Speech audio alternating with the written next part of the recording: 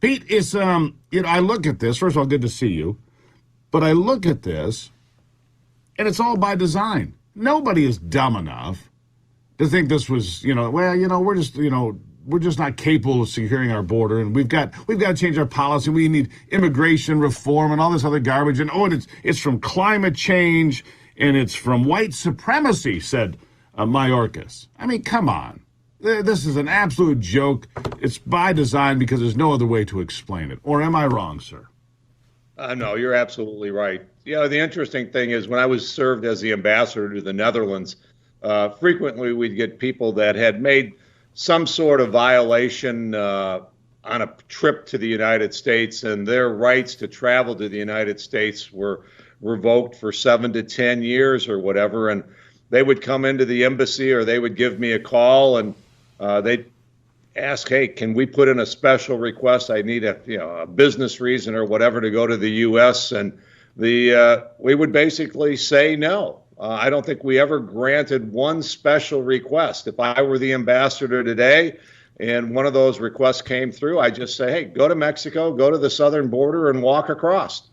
Because there we're letting everybody across the border. And I'm actually quite surprised that we haven't seen a number of incidents of people who have recently come across the border who have been involved in, some awful activities here in the U.S. We have, Pete, and it's interesting. We have seen that because here's what we've seen that doesn't make the news feeds, for example, a tremendous amount of DUI events, drunk driving, high-speed chases, and many of which that end up in, horrible crashes. People get killed.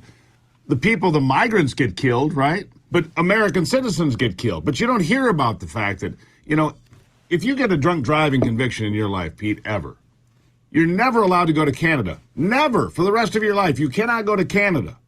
But in America, you get a drunk driving arrest. You're not even from this country. They don't even kick you out anymore. We don't kick people out for doing things you're not even allowed into the Great White North for.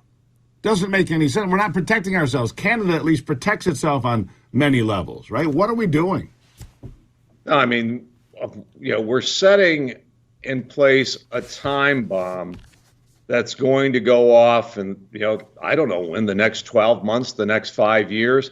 But you cannot allow for a period of, 2.5, 3, 4 years, somewhere between 7 and 10, they're predicting it may go up to 14,000 people entering into the country illegally. I was in New Hampshire the other day. New Hampshire is 1.3 million people. So what is that? That's in,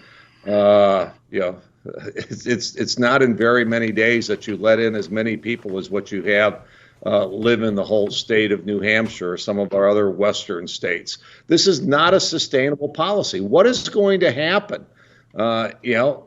As these people try to access services and those kinds of things, and I think you and I can predict pretty soon there'll be a whole legion of people on the left say, hey, we have to give these people citizenship. They need to be allowed into the system to function normally, naturally. And it's kind of like, yes, wait a minute. Pete, but there are other ththings that are going to be much more devastating because not only do they need citizenship, they need housing, they need education, they need food, they need transportation, they need a place and a chance at the American dream, whatever the American dream looks like in 15 years. We've got to give them all of that.